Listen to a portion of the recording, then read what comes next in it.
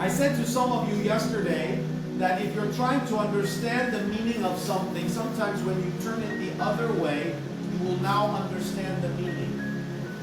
If Paul says, I can do everything through Christ, he is implying if you take Christ out of the picture, suddenly my everything becomes a lot less, my everything becomes something, my everything becomes nothing.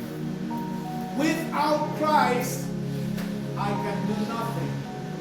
And with Christ, I can do everything. You say, well, there are people who are without Christ and they are still alive. That's true. We can physically live without Christ for some time. However, even those godless people, even those who stand and curse the name of God, they are still collecting their oxygen from God. They are still collecting their food from God. Jesus said that God causes the sun to rise on the evil and the good. And he sends rain on the just and the unjust. When it rains on the godly man's field, the ungodly man too is getting rain most of the time.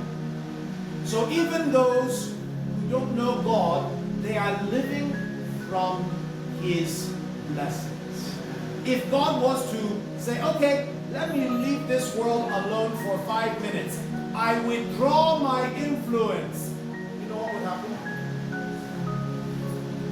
Absolute total confusion and destruction.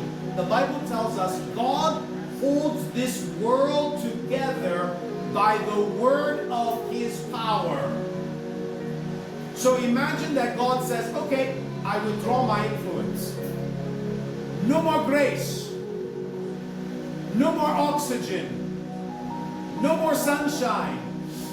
No more power. I withdraw my influence.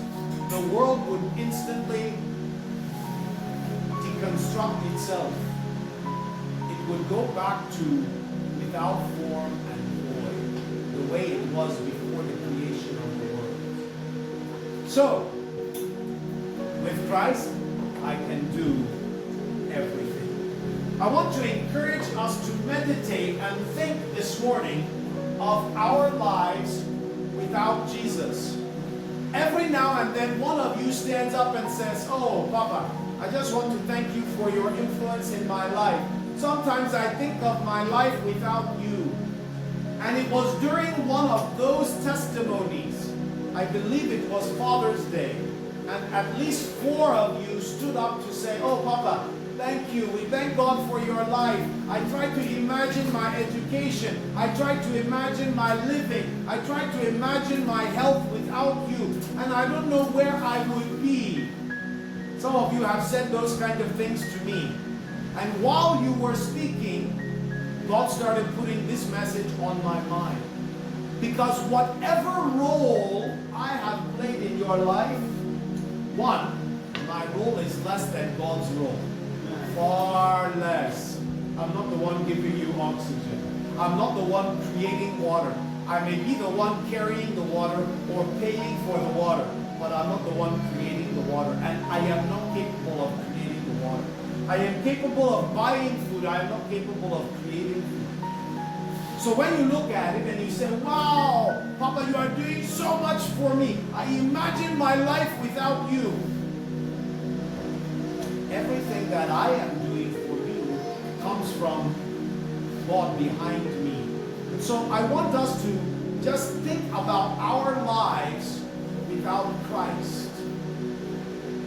And imagine that. Some of you have heard me say before that my father was a drug addict and an alcoholic.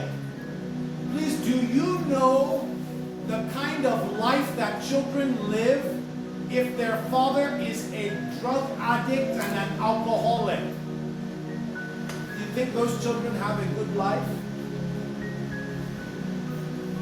Even if they live in America, even if they live in London or Dubai, if you live in the house of a father who is a drug addict or an alcoholic, your quality of life is very terrible. Before my father met Jesus, my father hated children. I don't know whether that means I would not have been born, or maybe worse, I would have been born into a house with a father that hates children. How would my life have been?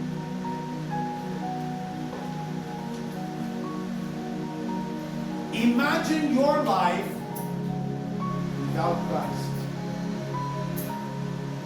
Imagine the difference that Christ has made in your life. My desire this morning is to help us as a church to cook up a great big pot of thankfulness and then pour it out in some testimonies.